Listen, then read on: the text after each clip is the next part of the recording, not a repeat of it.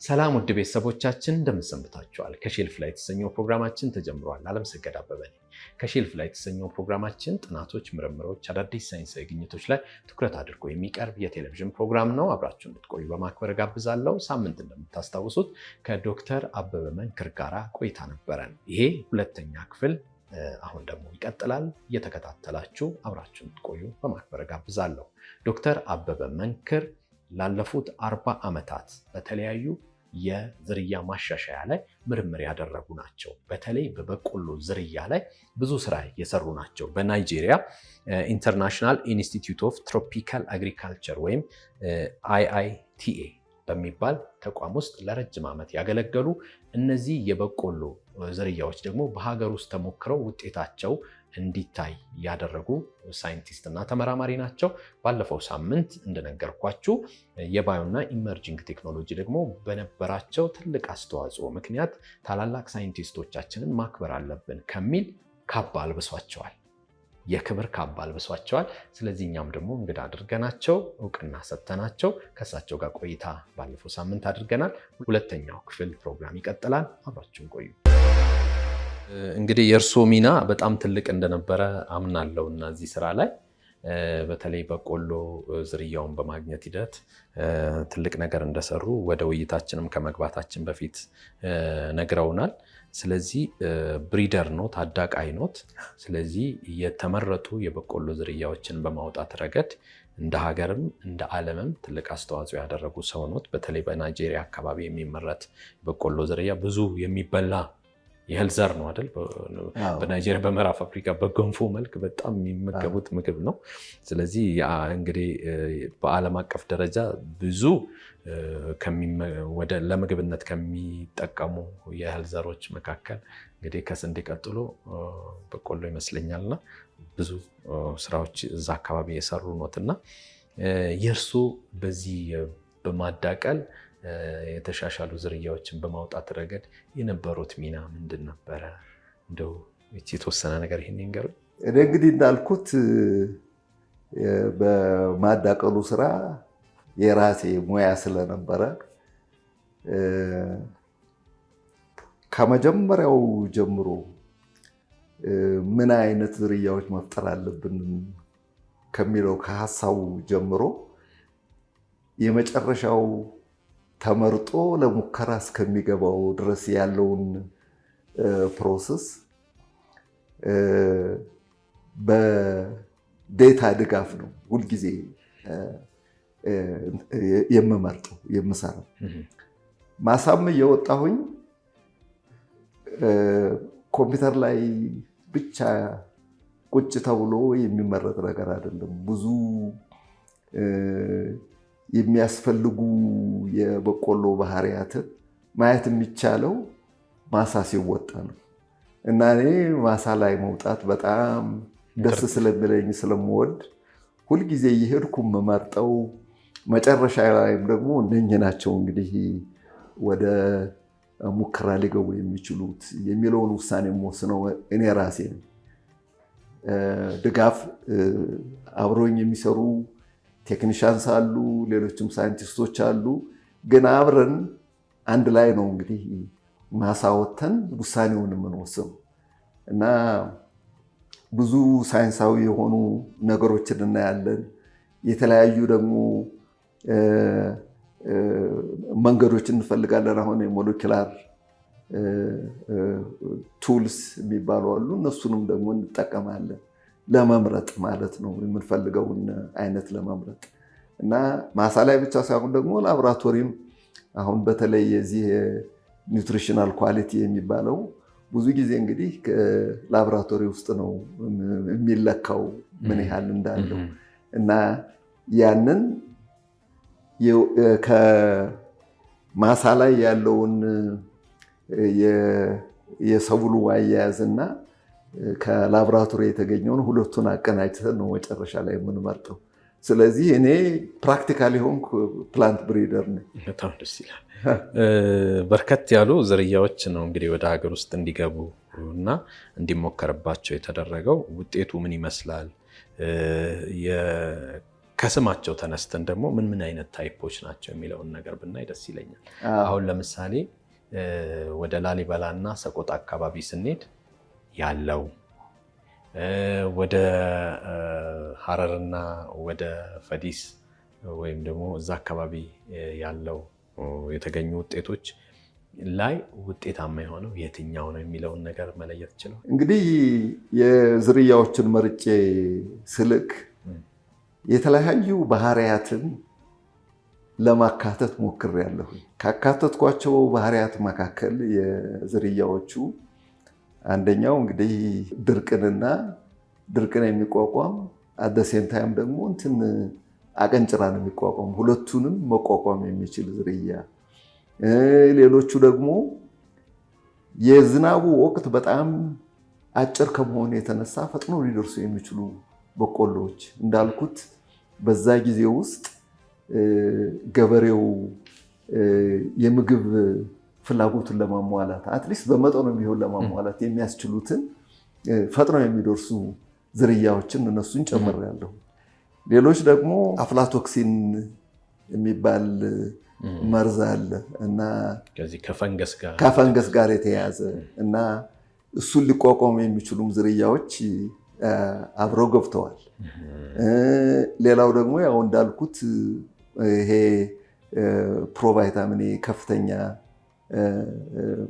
ሌብል ያላቸው ሌላ ቦታ የተለቀቁ ዝርያዎችን እነሱንም ጨምሬያለሁ እና ዝርያዎችን በምመርጥበት ሰዓት በሁለት መንገድ ነው ያየሁት። አንደኛው በአፍሪካ ውስጥ በአሁኑ ሰዓት የተለያዩ ሌላ ቦታ የተለቀቁትን ዝርያዎች አንድ ሀገር ውስጥ ተመዝግበው ብዙ ሳይሞከሩ ሊለቀቁ የሚችሉበት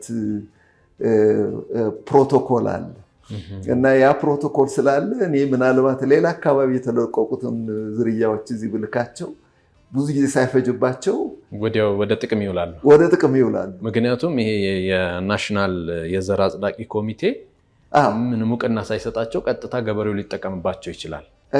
እውቅናው የቫራይቲ ሪሊዝ ኮሚቴ እውቅና ይሰጣቸዋል። እውቅና የሚሰጠው ምንድነው? ሪፈረንስ ሌላ አካባቢ ስለተለቀቁ ያንን ሪፈረንስ ተጠቅሞ ማለት ነው። ያ መረጃ ሁሉ አለ።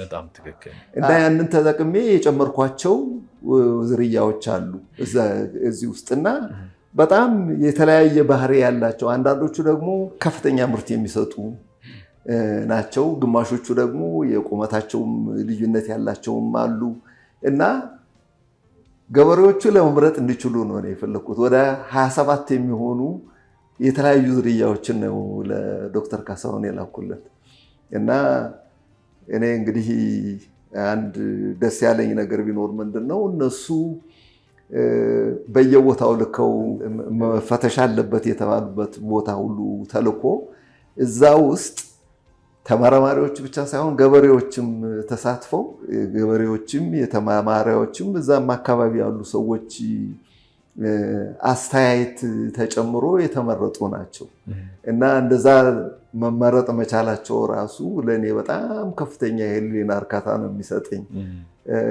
ብዙ አገልግያለሁ ሌላ ቦታ ምዕራብ አፍሪካ ለብዙ ሀገሮች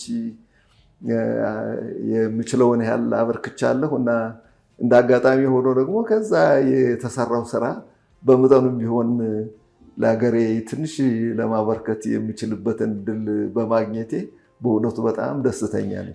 እንግዲህ ገበሬዎቻችን ብልጦች ናቸው። አሁን በጣም ከኛ በአይናቸው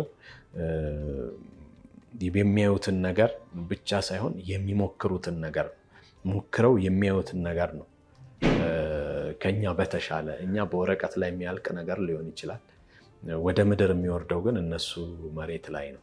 ስለዚህ ስህተቱንም ውጤቱንም በቀላሉ አንደርስታንድ ያደርጋሉ፣ ያያሉ። አይናቸው ክፍት ነው፣ አእምሯቸው ክፍት ነው። ኦልዌይስ ሬዲ ናቸው እና ብዙ ገበሬዎች እንደውም ከተመራማሪው ቀድመው የሚያዩ ናቸው።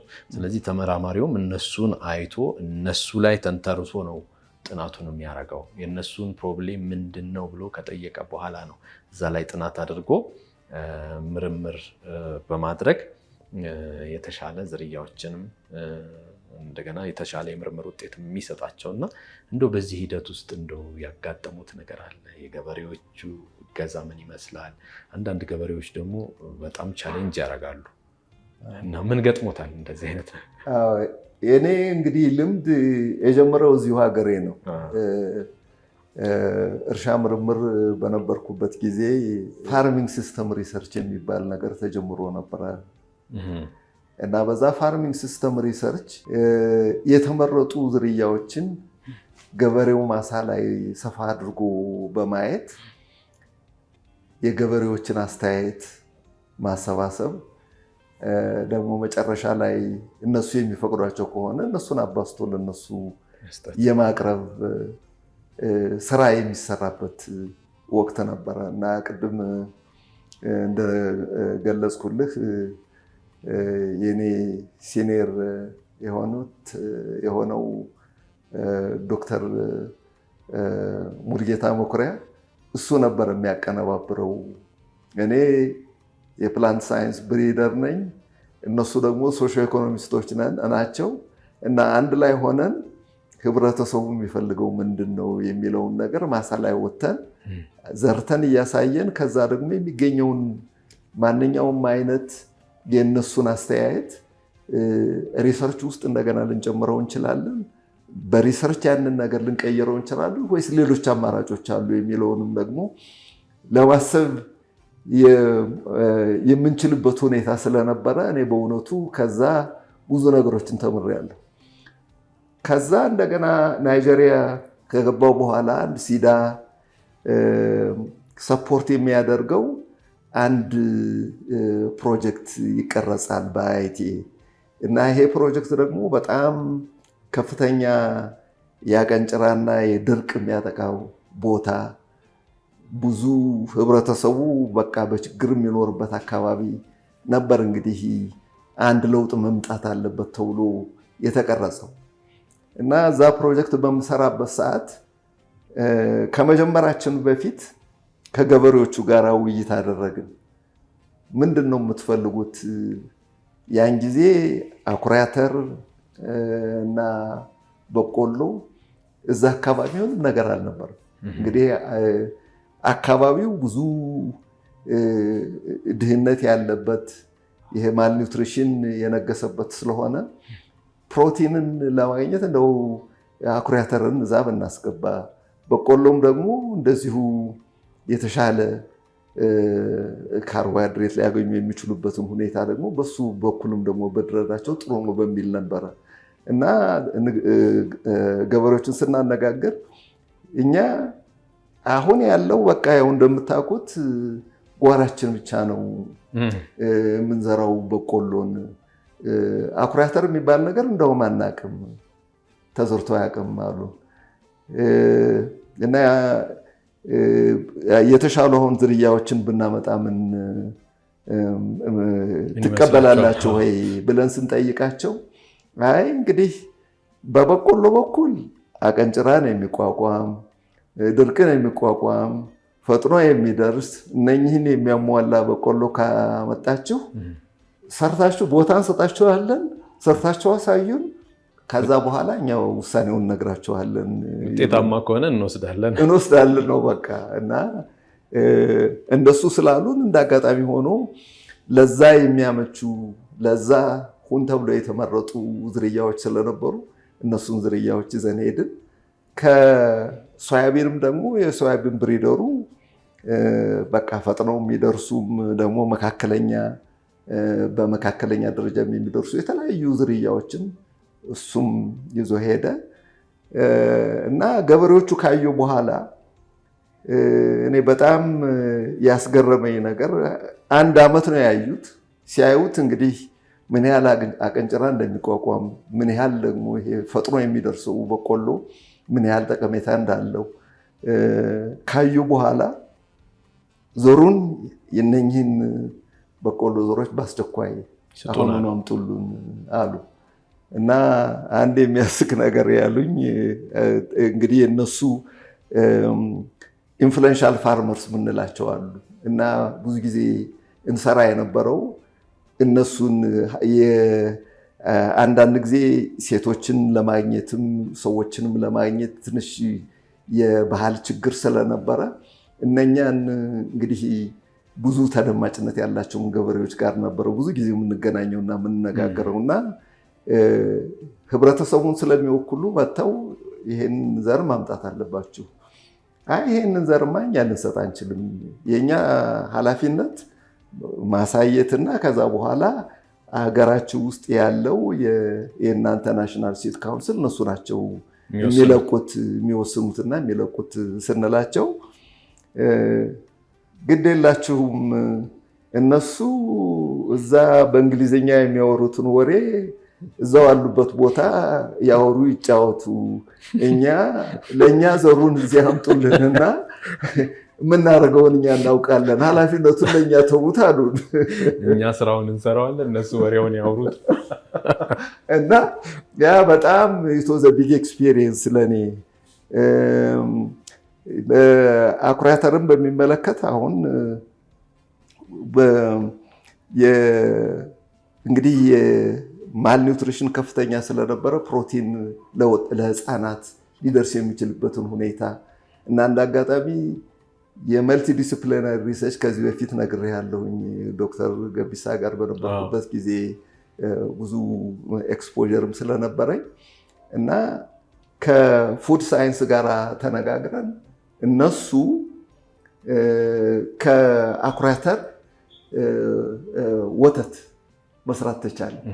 ያ ወተት ለህፃናቱ እዛ አካባቢ ለሚኖሩ ሰዎች ሁሉ በቃ በከፍተኛ ደረጃ እንትን እያለ የሚቀርብበትን መንገድ ሁሉ ተፈጠረ እና በዛ ምክንያት እስካሁን ድረስ ፕሮጀክቱ ከተዘጋ በኋላ እስካሁን ድረስ እንደውም ቢዝነስ ሆኖ ሴቶቹ በዛ የሚተዳደሩ አሉ። የሚገርም። ወንዶቹም አሁን እኒያ ያልኳቸው ሽማግሌ የእንትን የዘሬ ማባዛቱን ነገር እኔ ኃላፊነት ስላለብኝ ለእኔ ተዉት አሉ እና የመጣለን ሀሳብ ምንድነው? እኔን ሰውዬ ወጣት ይዘው እንዲመጡ በማድረግ ወጣቶችን እናሰልጥናቸው፣ ከእሳቸው ጋር የሚሰሩትን እንዴት አድርጎ ዘር ጥራት ያለው ዘር መያዝ እንደሚቻል እነሱ እናሰልጥናቸው ብለን ወሰንን እና ልጆቻቸው የሚያቀርቧቸው የጎረቤት ልጆች እነሱ ሁሉ ሰለጠኑ። ከሰለጠኑ በኋላ እኒህ ሰውዬ ግሬን የሚባል ነገር አያመርቱም ነበረ፣ ዘር አምራች ሆኑ። በቃ ዘር እያመረቱ ለአካባቢው ገበሬ የሚያቀርቡ ስለሚታመኑ ስለሚከበሩ ለአካባቢው ገበሬ አቅራቢ እሳቸው ነበሩ እና መጨረሻ ላይ እንደውም ያ የነሱ ወደ ኮኦፐሬቲቭ ተቀይሮ አሁን ራሱን የቻለ ሲድ ካምፓኒ ሆኖ ስሞል ሲድ ካምፓኒ ሆኖ እዛ አካባቢ አሁንም አለ። ትልቅ ኢንዱስትሪ ያደረጉት ማለት ቀስ እያሉ እያደጉ በቃ እዛ ደረጃ ላይ ደርሰዋል እና ገበሬዎቹ በጣም ኢንተለጀንት እና ብሩህ አእምሮ ያላቸው ለአዳዲስ ግኝቶች ችግሩ በየቀኑ ስለሚቆጠቆጣቸው ለዛ መፍትሄ የሚሆን ነገር እስከመጣ ድረስ ያንን ከመቀበል ወደኋላ እንደማይሉ የተማርኩት እዛ ላይ ነው። አእምሯቸው ክፍት ነው። እኔ እንደው ሲያነሱ እዚህ ጋር አንድ ነገር መቼም ብዙ ሳይንቲስቶች በዚህ ላይ ብዙ የሰሩ ይመስለኛልና በተለይ አቀንጭራ ስሙ ራሱ በጣም ከባድ የሆነ አረም እንደሆነ ነው የሚነገረውና አቀንጭራ አረም እንዴት ነው የሚገለጸው? ምን ያህል ነው ጉዳቱ? እንግዲህ የአቀንጭራ መጥፎነቱ ከስር ነው የሚጀምረው። ስር ላይ ነው የሚጣበቀው። በቆሎ ሲበቅል ይጣበቃል፣ ከበቆሎ ስር ጋር ይጣበቃል እና ከዛ ከተጣበቀ በኋላ ለበቆሎ የሚያስፈልጉት ነገሮች በሙሉ ከበቆሎ ነው የሚወስደው። ውሃውንም ቢሆን ይሄ ለምግብነት የሚያገለግለው ፎቶስቴት የሚባለውን ነገር እሱንም ይወስዳል። በቆሎ ከመሬት የሚወስደውን ኒውትረንት ሁሉ የሚወስደው ከበቆሎ ነው። በዛ ምክንያት ያ በቆሎ የሁሉ ነገር ወደ እንትኑን ያንን አቀንጭራውን በማሳደግና እሱን በመጠበቅ ላይ የሚያተኩረው ይሄ ሁሉ ነገር በቆሎን ይጎዳዋል ማለት ነው። ይሄ በቆሎ ራሱ እንግዲህ ከመሬት የሚወስደው ውሃ በቂ መኖር አለበት፣ ኒውትረንትም መኖር አለበት፣ ፎቶሲንቴት የሚባለው ነገር እነኚህ ሁሉ መኖር አለባቸው። ግን ይሄንን ከበቆሎ ወስዶ ለራሱ ስለሚጠቀምባቸው በቆሎ እንግዲህ ይጎዳል ማለት ነው። እና ያ ነው እንግዲህ ከፍተኛ ጥፋቱ። መጨረሻ ላይ አንዳንዶቹ እንደውም ብዙ የማይችሉ አሁን ሰዎችም ዘንድ እንግዲህ በበሽታ በሚመጣበት ሰዓት ቶሎ የሚጠቁ አሉ፣ ደግሞ የሚችሉም ሰዎች አሉ። በበቆሎም በኩል ደግሞ እንደዚሁ ምንም የማይችሉቱ በቃ ይሞታሉ። ምንም ምርት የሚባል ነገር አይሰጡም። ግን የሚችሉቱ እንደምንም ብለው ታግለው የሆነ ነገር ይሰጣሉ። ስለዚህ በጣም ከፍተኛ የምርት ሎስ የሚፈጥር የአረም አይነት ነው ማለት ነው። እስከ 100% ድረስ ይደርሳል። ሊያጠፋ ይችላል። በተለይ ደግሞ ደካማ የሆኑ ዝርያዎች ካሉ እስከ 100% ድረስ የሚደርስ ነገር ነው ጥፋቱ። በጣም ይገርማል። እንደው አሁን በሀገራችን በጣም በርካታ ተመራማሪዎች አሉ በተለያየ ዘርፍ ላይ፣ በተለይ በግብርና ላይ ብዙ ምርምር የሚሰሩ አንጋፋ ተመራማሪዎች አሉ እንደርሱ። እንደገና ደግሞ አዳዲስ ወጣት ተመራማሪዎች አሉ። ስለዚህ የገበሬውን ሕይወት በመቀየር የሀገራችንን የምግብ ዋስትናን ማረጋገጥ፣ ዘርፉን በተሻለ ሳይንስ በመደገፍ ምርታማነትን በመጨመር ረገድ ብዙ አስተዋጽኦ የሚያደርጉ ተመራማሪዎች አሉና በተለይ ለወጣት ተመራማሪዎች እርስዎ ትልቅ ኤክስፒሪየንስ ያሉት ሰው ኖት፣ ትልቅ ውጣ ውረድን ያለፉ ሰው ኖት። ምናልባት ከ40 ዓመት በላይ ይመስለኛል ቆይተዋል ይመስለኝ ነው። ከ40 ዓመት በላይ በዚህ ዘርፍ ላይ ቆይተዋል። ስለዚህ ዛሬ ወጣት ሳይንቲስቶች የሚባሉት እንግዲህ 30 ዓመት በዛ ውስጥ የተወለዱ ናቸውና ምን ሪኮመንዴሽን ይሰጣሉ? ምን ምክር ይሰጣሉ? አንደኛ አሁን ያሉት ተመራማሪዎች የተሻለ እድል ያላቸው ናቸው። በእኛ ጊዜ ብዙ ቴክኖሎጂዎች አልነበሩም። አሁን እንደምናውቀው የዚህ ዲኤንኤ ማርከር የሚባል ለመምረጥ የሚያስችል ቴክኖሎጂ በእኛ በጀመርንበት ጊዜ ብዙ ጊዜ በሰራንበት ወቅት ያን ጊዜ አልነበረም። አሁን እኛም ቢሆን እንጠቀምበታለን እና አሁን የተሻለ ቴክኖሎጂ የተሻለ የመምረጫ ኢንተርኔቱም አለ፣ ኢንተለጀንስ አለ እና ሁሉ ነገር ስላለ የተሻለ ውጤትን በአጭር ጊዜ ውስጥ ለማግኘት የሚችሉበት ሁኔታ ላይ ተፈጥሯል። ግን አንድ እኔ እንደ ምክር አድርጌ ለማስተላለፍ የምፈልገው እነኚህ ሁሉ ቴክኖሎጂዎች የሰው ልጅ ወጣ ብሎ ሰብሎችን በአይኑ ለማየት እስካልቻለ ድረስ የትም ሊያደርሱን አይችሉም እና ወጣት ተመራማሪዎች አሁን ያሉትን እነኚህ ጥሩ የሆኑ የቴክኖሎጂውን ድጋፍ ውጭ በመውጣት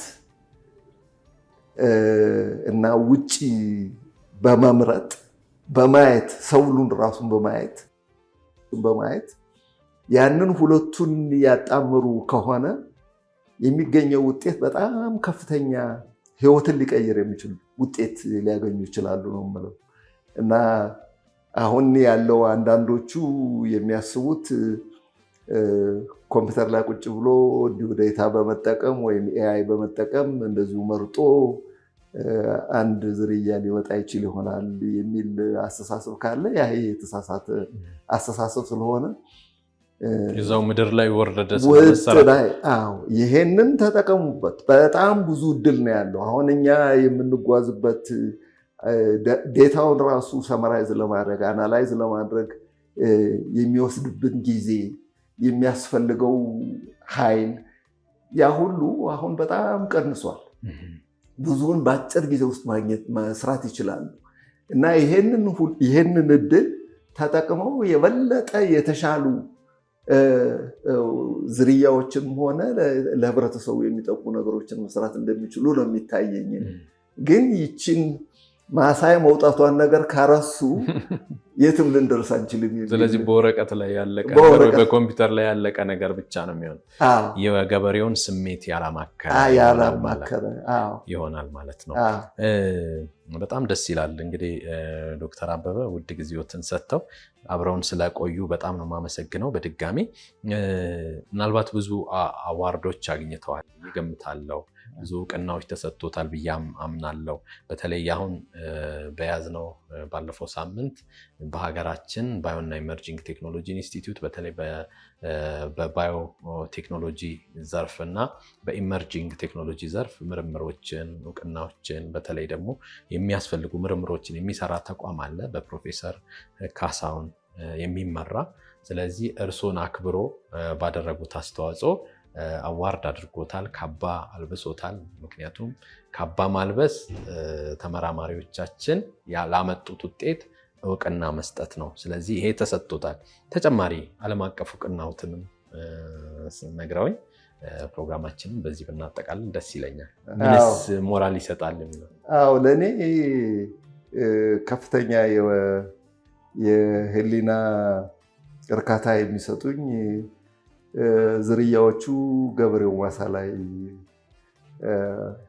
ውለው ጥቅም ላይ ውለው የገበሬውን ህይወት ሲቀይሩ ማየት ብቻ ነው የኔ ትልቁ አወርድ።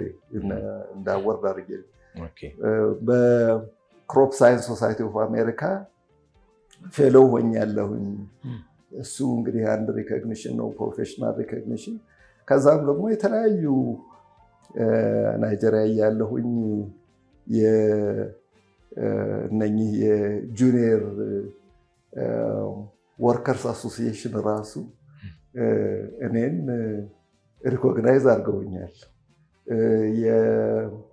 የደቡብ አፍሪካ የፕላንት ብሪደርስ አሶሲዬሽን እሱም እንግዲህ 20 አውትስታንዲንግ ብሪደርስ ኢን አፍሪካ ተብሎ ከተመረጡት መካከል አንዱ ለመሆን በቅቻለሁኝ እና ሌሎችም አሉ። ብዙም እኔ አወርድ የህብረተሰቡን ፍላጎት ለማሟላት የቻልኩትን ያህል ሞክሬ ስራ ላይ የዋልኳቸው ነገሮች ናቸው ብዙም የሚያስደስቱኝ እንደ አወርድ ማያቸው እነሱ። ስለዚህ የባዮቴክኖሎጂ እንዴት አዩ ካባ ሲለብስ? የባዮቴክኖሎጂ በእውነቱ በጣም ላምን አልቻልኩም። አንደኛ አልተነገረኝም። ሰርፕራይዝ ነው የተደረጉት። ስላልተነገረኝ በእውነቱ በጣም ነው ራሴን ሁሉ ለመግለጽ የማልችልበት ሁኔታ ላይ ነው የደረስኩት እና በጣም ደስ የሚል ነገር ነው። ሪኮግኒሽን ነው። እንዲህ አይነት ነገሮች ደግሞ እኔ ከራሴ አንጻር ብቻ ሳይሆን የማየው መጪው ትውልድ እንዲህ አይነት አጋጣሚዎች እንዲያገኝ፣ ለዚህ አይነት ነገሮች ደግሞ ጉጉት እንዲኖረው፣ አንድ ተጨባጭ ነገር ሰርቶ በህብረተሰቡ ዘንድ ተደማጭነት፣ ተከባሪነት እንዲኖረው እንደ ምሳሌ ሊያገለግል ይችላል የሚል ግምት ነው ያለኝ። እኔ ከዛ አንጻር ነው ያየሁት። የሀገሪቷን የወደፊት ህይወት የሚወስን ከመሆኑ የተነሳ እነኛ ወጣቱ ትውልድ በተለይ ደግሞ በእኛ ሙያ አካባቢ የተሰማሩትን እነሱን ማበረታታት፣ ማሰልጠን፣ ልምድን ማካፈል ከዛም ሌላ እኔ አሁንም ቢሆን ማሳ ወጥቼ በቆሎ ለማየት አሁንም ጉልበቱ አለኝ እና ከነኚህ ወጣቶች ጋር ወጥቼ አይ እንዲህ ብታደርጉ ይሻላል፣ ብዙ ጊዜ ሌላ ጊዜ እንደማጠፋው ብዙ ጊዜ ማላጠፋ ሄጄ ያለኝን ልምድ ለሚቀጥለው ትውልድ ለማስተላለፍ ፈልጋለሁ እና ሀሳቤ ካሁን በኋላ የሚያተኩረው በአንደኛ ደረጃ ያው እንግዲህ ወጣቶችን በማማከር በማበረታታት ላይ ይሆናል። ማወቅም ያለባቸውን ነገሮች እንዲያውቁ በማድረግ ደረጃ ላይም ያተኩራል። ከዛ ባሻገር ደግሞ ኢትዮጵያ በምርጥ ዘርን በሚመለከት ራሷን የቻለች ሀገር እንድትሆን ከፍተኛ ምኞት አለኝ እና ያንን በሚመለከት ማድረግ የሚችለውን በተለይ በቆሎን በሚመለከት ማድረግ የሚችለውን ነገር ሁሉ ለማድረግ ወደኋላ አልልም። በጣም አመሰግናለሁ። እሺ፣ አመሰግናለሁ። ውድ ቤተሰቦቻችን ከሼልፍ ላይ የተሰኘው ፕሮግራማችን በዚህ ተጠናቋል። እንግዳዬ ዶክተር አበበ መንክር ይባላሉ። እንግዲህ ቀደም ሲል በተነጋገርነው የጥናትና ምርምር ውጤቶቻቸው ላይ ላለፉት 40 ዓመታት በላይ የሰሩ ኢትዮጵያዊ ትልቅ ሳይንቲስት ናቸው። ብዙ ጊዜያቸውን ያጠፉት ከሀገር ውስጥ አገልግሎታቸው ባለፈ በውጭ ዓለማት ላይ በሰሯቸው ታላላቅ በተለይ በቆሎ ላይ በተገኙ የምርምር ውጤቶች ላይ ይታወቃሉ። ጊዜያቸውን ሰጥተው እናንተ ውድ ቤተሰቦቼን አክብረው አብረውን ስለቆዩ በሁለት ክፍል እናመሰግናቸዋለን። እናንተም አብራችሁን ስለነበራችሁ ጊዜያችሁን ስለሰጣችሁን እናመሰግናለን። ሳምንት በሌላ ምርምርና ተመራማሪ እንገናኛለን። እስከዛው ግን መልካም ሳምንት ይሆንላችሁ።